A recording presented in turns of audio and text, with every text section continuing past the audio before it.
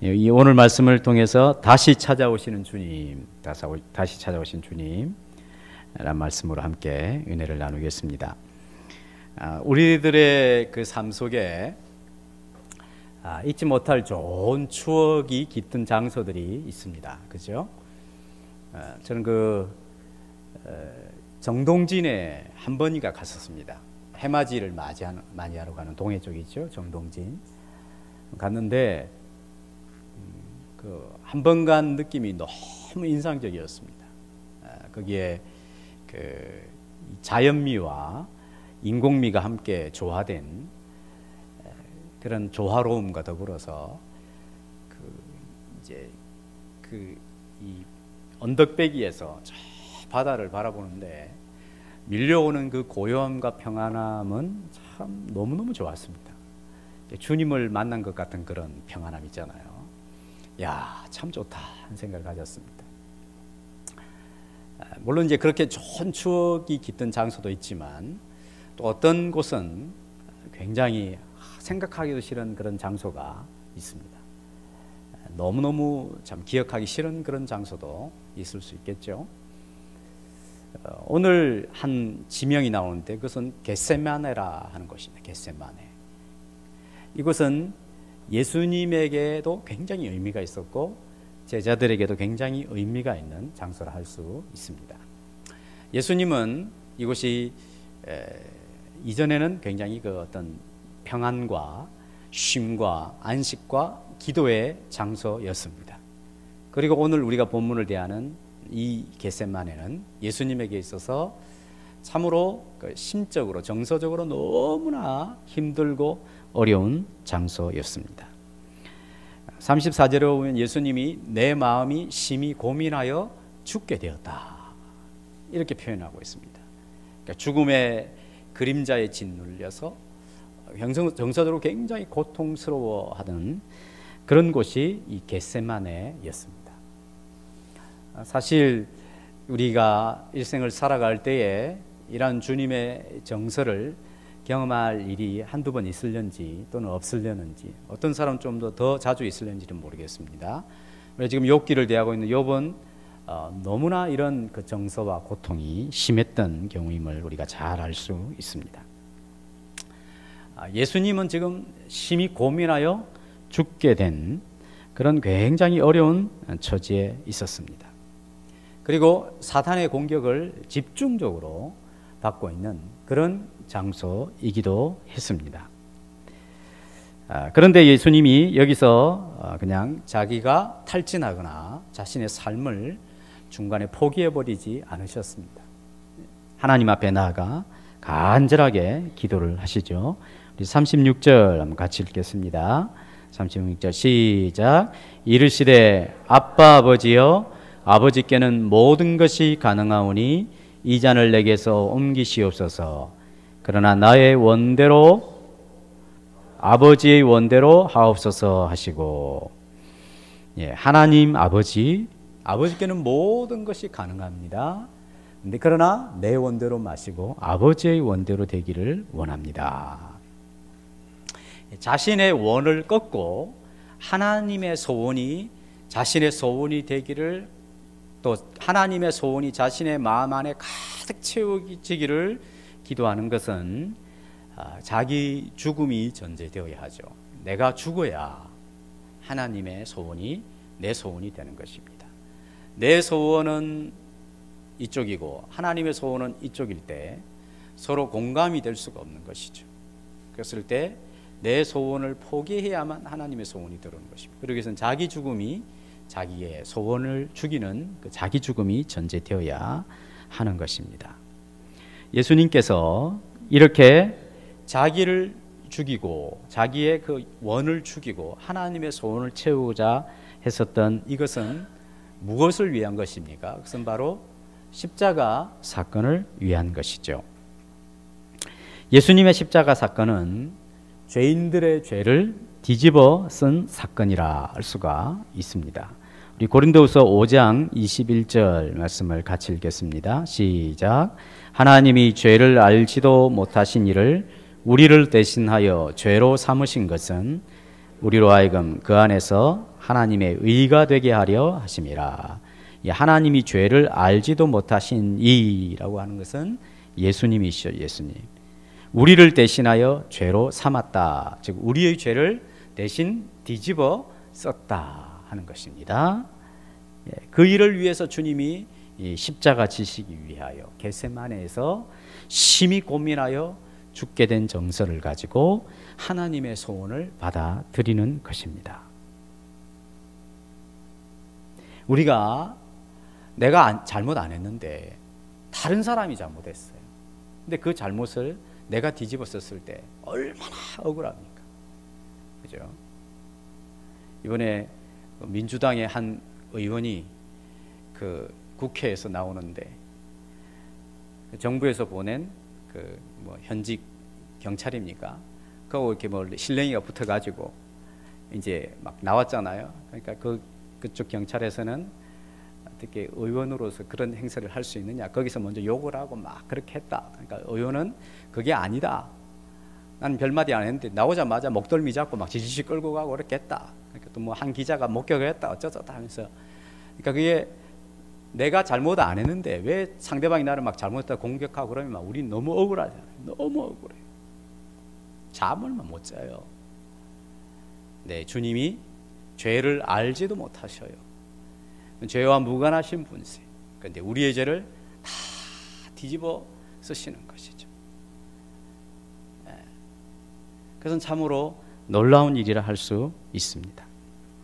또 예수님의 십자가는 이 죄를 다 뒤집어 썼기 때문에 그 결과 율법의 저주를 당하는 죽음을 당하시죠.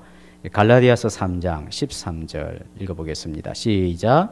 그리스도께서 우리를 위하여 저주를 받은 바 되사 율법의 저주에서 우리를 속량하셨으니 기록된 바 나무에 달린 자마다 저주 아래에 있는 자라 하였습니다. 그리스도께서 우리를 위하여 저주를 받았다. 그것은 율법의 저주다. 율법의 저주라고 하는 것은 율법이 정한 기준이 있습니다. 그 율법에 정한 기준에 의하면 우리 모두가 다 그 율법의 기준에 의하여 형벌을 받아야 될 사람들이에요. 소위 하나님의 진노와 저주를 받아야 되는데 예수님이 그것을 다 뒤집어 썼으니까 누가 저주를 받냐면 내가 저주받아야 되는데 예수님께서 저주를 받으시는 거죠. 예수님께서.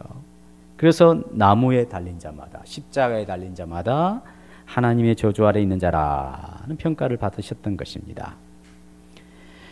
그리고 하늘 아버지로부터 버림받는 사건. 그래서 예수님이 십자가에서 엘리 엘리 라마 사박다니, 나의 하나님 나의 하나님 어찌하여 나를 버리십니까? 그런 큰 고통을 당해야 되기 때문에 예수님께서 지금 이 겟세마네에서 간절하게 기도를 하십니다. 치열한 영적인 전투가 일어난 장소가 예수님의 겟세마네였습니다. 예수님에게서의 겟세마네는 이렇게 자신을 포기하고 하나님을 수용하고 하나님 뜻을 받드는 것이기 때문에 죽음이 전제되는 것이기 때문에 그냥 대충 기도할 수가 없는 것이죠. 그죠? 목숨을 걸고 기도하는 것이지 않겠습니까? 이렇게 목숨을 걸고 무슨 일을 한다라고 하는 것은 누구나 다 대충 하지 않는다는 것이죠. 그래서 예수님께서 기도하실 때 땀이 땅에 떨어지는 핏방울 같이 되더라. 그래서 그냥 피가 되었다라고 번역하는 성경도 있습니다. 그래서 하늘에서 천사들이 예수님을 돕더라. 천사들이 수종을 드는 그런 장소가 예수님의 겟세마네였습니다. 십자가의 승리를 위하여서, 즉 하나님의 뜻을 이루는 승리를 위한 전초기지, 그것은 바로 겟세마네에서 일어나게 되는 것이죠. 하나님의 도우심이 절대로 필요한 시련의 장소, 그것이 바로 예수님의 겟세마네였습니다. 똑같은 장소인데 예수님은 이런 경험이 있으신 거예요. 그런데 똑같은 겟세마네에서 제자들의 경험은 예수님과 사뭇 달랐습니다. 제자들이 이 겟세마네에서 경험한 것은 단 한마디로 이야기하면 잠만 잘 잤다는 경험. 잠을 너무 잘 자버렸어요. 보통 우리 젊은 시절에 입영 전날 친구들이 모여서 그 모임을 가져주죠. 추억을 만들어주기 위해서. 또 이민을 간다 그러면 이민하기 전날이라든지 아니면 뭐 어떤 날짜를 정해놓고 가기 전에 지인들이 모여서 추억을 만들어주기 위해서 모임을 갖습니다. 근데 예수님도 어떤 의미에서는 물론 자기가 가야 될 길을 가야 되시지만 제자들에게 굉장한 좋은 추억을 만들어주기 위해서 겟세마네로 제자들을 데리고 가셨는지 모르겠습니다. 이 세상에서 가장 뜻깊은 시간을 보내야 될 그때에 제자들은 잠만 자버리는 너무나 무의미한 시간을 가졌던 것입니다. 우리 학생 둘이 어이 잠을 많이 잤는데 미안해요. 내가 잠오게 해서. 네. 너무나 뜻이 깊어야 되는 그 시간에 제자들은 잠만 잤어요. 만약에 우리 부모님들이 되게 이제 나 이제 몇 월 며칠 날 죽는다 이렇게 안 하시잖아요. 그냥 가시죠. 그냥 가세요. 그래서 외국에 있는 분들이 제일 이제 아쉬워하는 것은 외국에 있으니까 한국에서도 부모님 돌아가신 거 목격하기가 힘든데 임종할 때 외국에 있으니까 이 부모님 임종을 못 보고 돌아간 그런 일을 경험했다는 것은 자식된 도리로 뭐 그동안에도 불효했지만 너무 이것은 아니다 이렇게 생각을 하죠. 그래서 이제 인사가 부모님 임종 보고 돌아오면 그래도 임종은 보셨잖아요 하는 위로가 이제 그런 겁니다. 근데 부모님들이 뭐 가까이 있든 멀리 있든 언제 돌아가시겠다 그렇게 안 하시죠. 만약에 뭐 2013년 11월 25일 저녁 8시에 나 죽는다 꼭 기억해라. 만약 그게 맞다면 자식들이 열일을 제쳐두고 그때는 오죠. 미리 와서 그 8시에 돌아가시는 것을 보죠. 아무리 잠이 와도 그때는 잠이 올 수가 없습니다. 그렇죠? 정신 똑바로 차리고. 근데 예수님이 이야기를 했어요. 야, 나 이제 곧 죽는다. 나 너희들 떠날 것이다. 성찬식도 하고 다 했어요. 그리고 이제 데려가는데 이제 뭐라고 하냐면 자, 내가 심히 고민하여 죽게 되었다. 그러니까 나와 함께 깨어서 좀 있어라. 기도해라. 그런데도 자요. 참 제자들 대단하죠. 얼마나 대단한지 자요. 예수님이 이들에게 정말 뜻깊고 의미 있는 시간을 주려고 했는데 잠을 자다는 말이 콜콜 잠잔 것밖에 기억이 없습니다. 3번이나 주님이 오셔서 깨웠죠. 물론 주님이 와서 막 야단치고 그거밖에 못하나 막 이렇게 하지 않으셨어요. 내가 육신이 참 피곤한가 보다.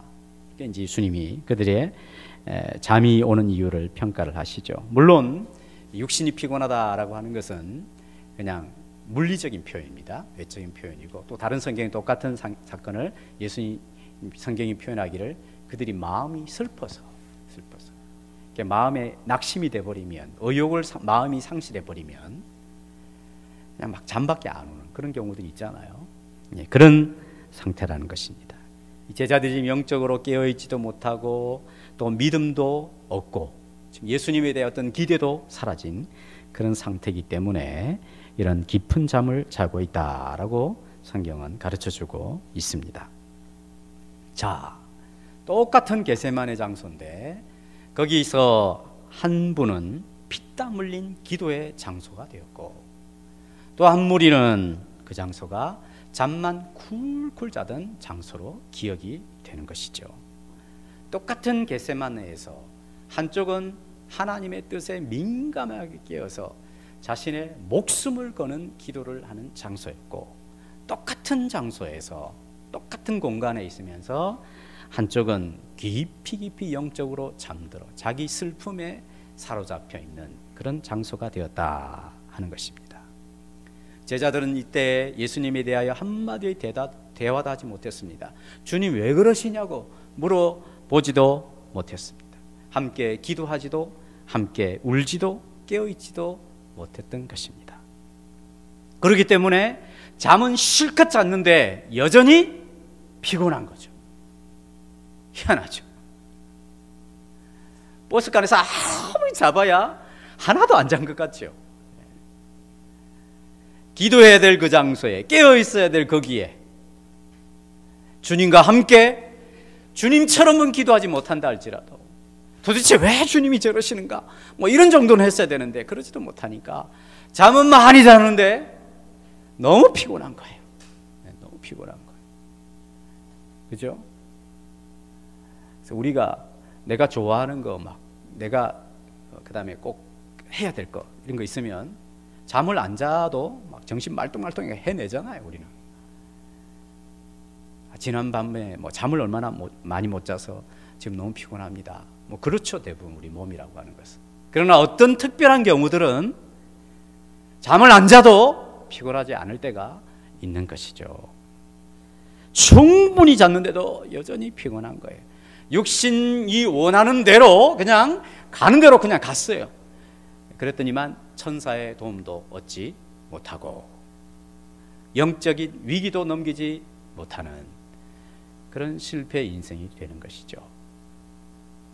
예수님은 이 상황 속에서 막 생명을 걸고 땀이 땅에 떨어지는 핏방울 같이 기도했을 때 하늘로부터 나타나는 천사들의 수종도 경험하고 그리고 자신 안에 하나님의 뜻으로 채워지고 자신의 소원이 사라지게 되었을 때 오는 평안도 경험하게 되더라 하는 것입니다.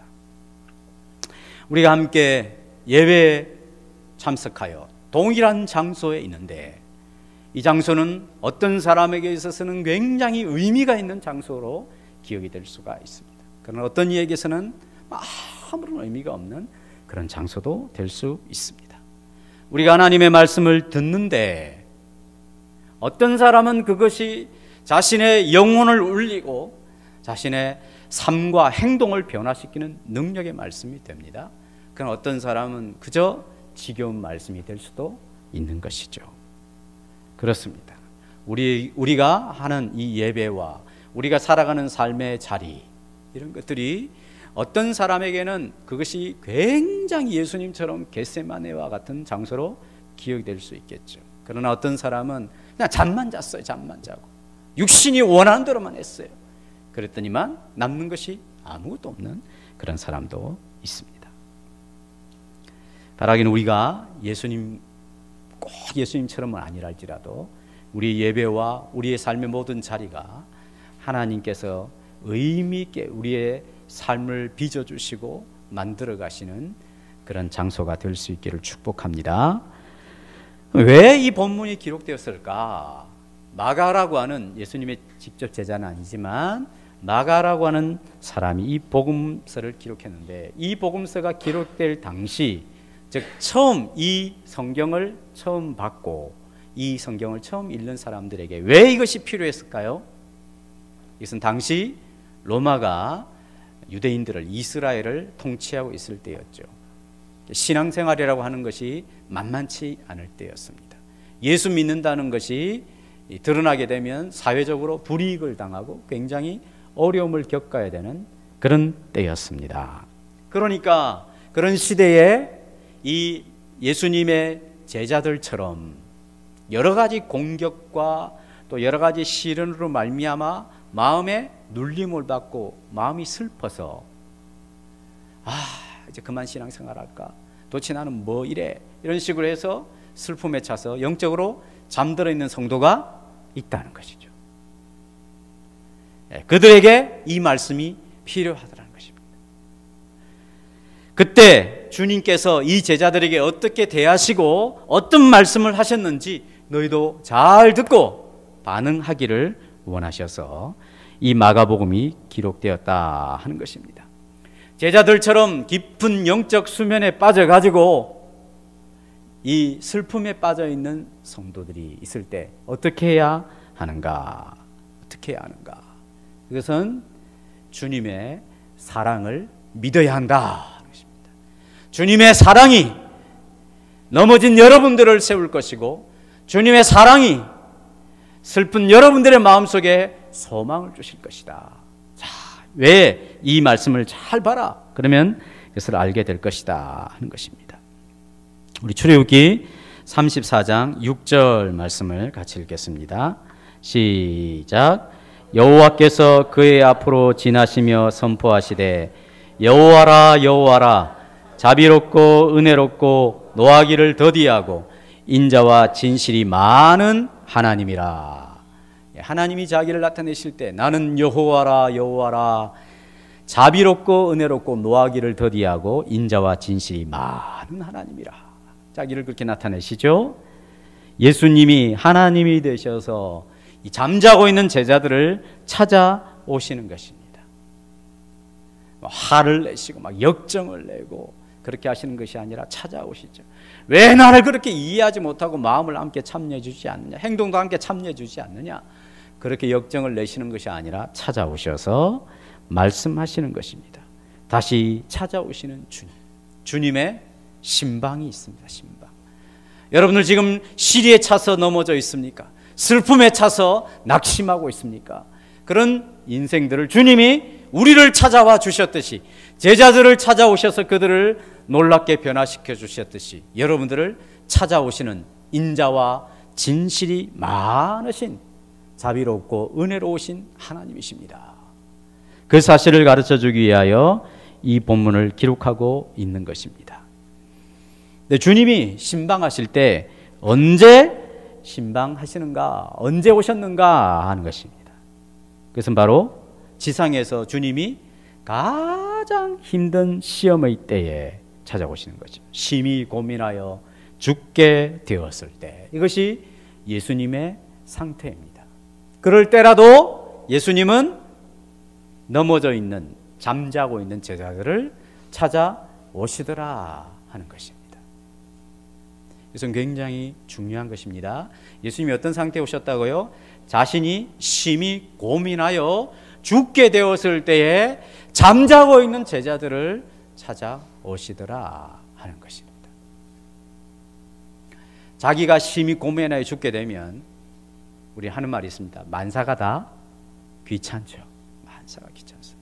게다가 지금 깨닫지도 못하고 잠만 자대고 있는 이들에게 오고 싶겠어요? 우리 같으면 보면 짜증나죠. 짜증만 나. 주님이 자기가 이 세상에서 가장 힘들었을 때 잠자고 있는 제자들을 찾아오신 것이죠. 신방하시는 것입니다. 그리고 깨어있어 나와 함께 기도하라 초청을 해주시는 것이죠. 아이고 싹시 노랗구나, 이제 그만하자, 이렇게 하시지 않습니다. 아무리 당신이 힘드셔도 찾아오셔서 깨우고 같이 하자라고 말씀하십니다. 누구를 위해서? 자신을 위해서가 아니라 제자들의 안전과 제자들의 영적인 그 영혼의 염려를 위해서인 거죠. 자, 예수님이 지상에서 가장 힘든 시기에 제자들을 찾아오셔서 그들을 신방을 해주셨다면 지금은 가장 영광스러운 부활의 상태에서 왜 우리를 찾아와 주시지 아니하시겠습니까? 그분은 지금은 만왕의 왕이 되어 계신 분이신데 우리의 영혼의 복지를 위하여 왜 우리를 찾아와 신방해 주시지 아니하시겠습니까? 특별히 제자들에게 어려운 시험의 때에 찾아오셔서 그들을 신방해 주셨던 그분이라고 한다면 주님이 지금 우리를 찾아오실 수 있습니다. 우리가 받는 시험과 수많은 고통을 받고 있을 때에 주님이 우리를 충분히 찾아오실 수 있다라고 하는 기대를 꼭 가지시기 바랍니다. 그러면 주님이 신방하실 때 누구에게 오셨을까요? 그것은 바로 잠자고 있는 제자들에게 오신 것이죠. 즉 영적으로 너무나 무감각한 그런 상태에 있을 때라도 주님이 찾아오십니다. 몇 번 오십니까? 세 번이나 그랬죠. 와서 보시고 자고 있는 것을 보시고 또 깨우고 세 번이나. 예수님이 구원하시는 그 구원 사역에 무관심한 자들에게 주님이 찾아오셨습니다. 지금 제일 시간적으로 중요한 시간이고 그렇기 때문에 지금 하는 일이 가장 의미 있는 시간인데 그 가장 의미 있고 가장 중요한 시간에 잠으로 그것을 떼어버리고 가장 무의미하게 만들어버리는 이들을 위해서도 주님이 찾아오시는 것입니다. 주님이 당부를 했어요. 베드로야, 네가 시험에 빠질 것이다 당부했어요. 경고했어요. 그럼에도 불구하고 그것을 무시하고 자기는 그러지 않을 것이라고 당당하게 이야기하고, 마침내 실제적으로는 주님이 경고한 것처럼, 예고한 것처럼 낙제 점수를 받는 그런 삶을 살고 있었지 않습니까? 그런 제자들, 자신의 삶을 다 탕진해버리고 너무나 의미 있는 시간들을 너무나 무의미하게 보낸 이 제자들을 주님이 찾아오시는 것입니다. 포기하지 않으십니다. 시편 121편 4절 같이 읽어보겠습니다. 시작. 이스라엘을 지키시는 자는 졸지도 아니하시고 주무시지도 아니하시리로다. 조실 수가 없죠. 주무실 수가 없죠. 우리가 너무 위태위태하니까. 주님은 우리를 반드시 찾아와 주십니다. 우리가 지난 한 주간 또 지나왔던 삶 속에 정말 나는 뭐 내놓을 곳이 아무것도 없다, 잠만 자다 왔구나, 그렇게 하셔도 주님이 찾아오실 수 있습니다. 지금 이 말씀을 그 당시 로마 치하에 있는 어렵고 혹독한 환경 속에서 참으로 실족할 뻔한 그런 사람들에게 주님이 이렇게 말씀하십니다. 내가 너희들을 찾아왔노라 말씀하십니다. 그럼 어떤 모습으로 오십니까? 이 사건의 공간복음서 마태, 마가, 누가복음이 다 기록하고 있는데 종합해 보면 액체로 온몸이 젖은 상태로 제자들을 찾아오셨다는 것입니다. 여기 누가복음에는 이렇게 되어 있습니다. 22장 44절 시작. 예수께서 힘쓰고 애써 더욱 간절히 기도하시니 땀에 땅에 떨어지는 핏방울같이 되더라. 핏빛으로 거의 물든 그런 모습으로 오신 것이죠. 히브리서 5장 7절 한 구절 더 읽겠습니다. 시작. 그는 육체에 계실 때 자기를 죽음에서 능히 구원하실 이에게 심한 통곡과 눈물과 간구와 소원을 흘렸고 그의 경건하심으로 말미암아 들으심을 얻었느니라. 심한 통곡과 눈물이라 그랬습니다. 그러니까 온몸이 막 땀 흘러졌고 눈물을 흘렸으니까 눈에는 이제 핏빛이 이렇게 울었던 모습이 있고, 그런 모습으로 제자들을 찾아오시는, 이런 모습은 제자들이 처음 경험해 본 것이에요. 한 번도 예수님에게서 이런 모습을 본 적이 없었습니다. 다 자신의 진액을 다 쏟고 제자들을 찾아오시는 것입니다. 제자들이 전도를 열심히 하고 있을 때, 기도를 열렬하게 하고 있을 때, 사람들도 칭찬과 덕이 있다고 칭찬을 받을 때가 아니었습니다. 제자들의 지금 예수님을 따라다니들은 제자들이 지금까지 예수님을 따라다닌 시기 중에 가장 최악의 상태에 있을 때 주님이 계속 방문하셔서 함께하자, 함께하자 그러면서 주님이 찾아오시죠. 일어나라 함께 가자라고 주님이 초청을 하십니다. 42절에 이런 초청 받을 자격이 제자들에게는 없습니다. 한번 우리 생각해 보세요. 우리의 기질과 우리의 그 성질을 가지고 내가 지인들을 대하는 태도를 한번 생각해 보십시오. 주님의 모습과는 너무나 다르죠. 주님이 우리를 초청하십니다. 함께 가자, 함께 가자.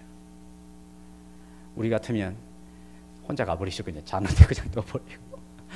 옛날에 우리 그 중고등부 시절에 겨울째 이 추운 겨울에 뭐 하러 가냐면 꼭 옛날에는 수련회 가면 꼭 기도원을 가서 산기도를 갑니다. 산기도를 가다가 나중에 철수할 때는 다 데리고 와야 되는데 전도사님이 누구를 놓쳐버린 경우가 있어요. 그래서 이제 들어와서 한참 자고 있었어요. 한 2시간, 3시간 자고 있는데 웬 친구가 추워 하면서 들어왔어요. 보니까 이제 기도하다가 졸다가 아무도 못 깨우고 그냥 온 거예요. 우리는 그렇잖아요. 주님이 이 정말 주님에 대한 생각도 못하고 뭔 일인지도 모르고 분위기도 파악도 못하고 잠만 자고 있는 이들에게 주님 말씀하십니다. 함께 가자, 일어나 함께 가자 초청을 하십니다. 그렇기 때문에 우리가 초청받을 자격은 우리 자신에게 가치가 있는 것이 아니라 부르시는 주님에게 우리의 가치가 있는 것이죠. 자비롭고 은혜롭고 노하기를 더디하시며 은혜와 진실이 풍성하신 그 하나님의 성품이 우리가 초청받을 자격이 있도록 하는 것입니다. 이 세상에 어느 누구도 자기가 가지고 있는 것으로 주님의 초청을 받을 수 있는 자격이 있는 사람은 아무도 없습니다. 아무도 없습니다. 이 세상에서 소위 가치, 이런 것이 가치 있다라고 기준을 정한 것은 사람이 정한 것입니다. 우리는 오직 하나님 그분이 우리와 관계를 맺어주고, 하나님 그분이 우리를 불러주고, 하나님 그분이 우리를 사랑해주고, 하나님 그분이 우리에게 은혜를 베푸시고, 이것만이 우리가 하나님께 나아갈 수 있는 유일한 가치요, 유일한 기준이 되는 것이죠. 하나님께서 먼지로 빚어 인생을 만들고 거기에 하나님의 생명을 불어서 우리가 생명, 살아있는 존재가 되어 하나님의 생명을 받아 누리는 것이 우리의 모습 아니겠습니까? 예수님께서 이 제자들을 부르시는 때 그 유일한 자격이란 주님이 그들을 선택하시고 그들에게 사랑을 부어주시고 그들에게 기대를 가지고 계속적으로 은혜를 공급해 주시는 그 유일한 부르심 때문에 제자들은 이 초청에 부름받아 갈 수 있는 것이죠. 사람은 누구나 생명의 위협 앞에서 비겁해질 수 있습니다. 그죠? 비겁해질 수 있습니다. 사람은 누구나 죽음의 길목에 서게 되었을 때 진리를 외면할 가능성이 있습니다. 사람은 누구나 죽음이 자기를 따라오면 도망가려고 하는 성향이 누구나 있습니다.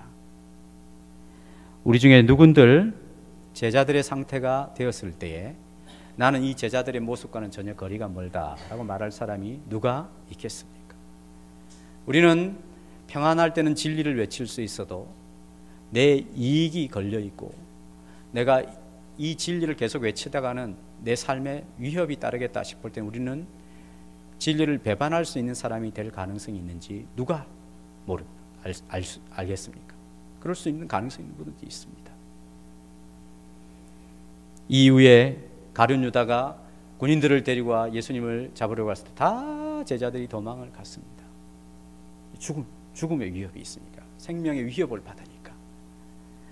우리는 그럼에도 불구하고 예수님의 초청을 받을 자격이 있습니다. 우리 자신이 아니라 우리를 부르시는 예수님 때문인 것이죠. 사실 이 겟세마네는 제자들은 다시는 기억하기 싫은 부끄러운 장소였습니다. 너무나 테러블한 수치스러운 장소였습니다. 그럼에도 불구하고 이 성경을 기록하는 것은 마가 시대에 제자들과 같은 비슷한 처지에서 어려움을 겪고 자기 자신에 실망하여 현실과 세상으로부터 도주하고 주님으로부터 더 도주하고 싶은 인생을 꽉 붙들어 주기 위하여, 아니다, 예수님은 그런 분이 아니다, 계속 찾아오실 수 있다, 자기 마음이 지치고 죽게 된 상황에서도 제자들을 찾아오신 분이시고 그들을 함께 초청하신 분이라고 한다면 지금은 만왕의 왕이신 그분께서 왜 우리를 찾아와서 초청해 주시지 않겠는가? 그렇게 도전하는 것이죠. 우리는 어제의 실패에 민감한 사람들입니다. 그러나 예수님은 오늘의 회복에 더 민감하신 분이십니다. 그럴 수 있다. 그래, 네 마음이 슬프구나, 육신이 약하구나, 영적으로를 몰라서 그럴 수 있구나, 오늘 나와 함께 다시 가자 초청하시면서 어제의 실패에 우리가 얽매여 있지 않고 오늘의 회복에 주님과 함께 이뤘을 것을 기대하시는 분이십니다. 우리는 다른 사람의 과거 잘못을 자꾸 되씹는 일에 익숙한 사람들입니다. 그러나 주님은 현재의 새 출발에 훨씬 더 큰 기쁨을 누리시는 분이십니다. 해답 없이 다른 사람의 잘못의 과거에 대해서 계속 곱씹으면서 다른 사람을 정죄하기에 바쁜 이 시대에 주님은 아니다, 오늘 나와 함께 새로운 출발에 참여하자라고 주님이 우리를 찾아와 주시는 것입니다. 우리는 남의 잘못을 기억하는 일에 굉장히 지혜가 있는 사람들입니다. 그러나 주님은 우리의 선한 행실을 기억하시는 일에 더 지혜로우신 분이십니다. 주님이 말씀하십니다. 사랑하는 아들아, 사랑하는 딸아, 지나간 날들, 지나간 주에 혹시 제자들처럼 가장 의미 있는 시간을 가장 무의미하게 잠으로만 때운 적이 없느냐? 괜찮다. 내가 다시 찾아와 주마. 다시 시작하자. 우리를 다시 찾아와서 우리에게 주님의 사랑과 긍휼과 은혜를 베푸셔서 다시 초청하시는, 주님의 초청에 응하시는, 또 새롭게 시작하시는 복된 성도들이 될 수 있기를 축복합니다. 기도하시겠습니다.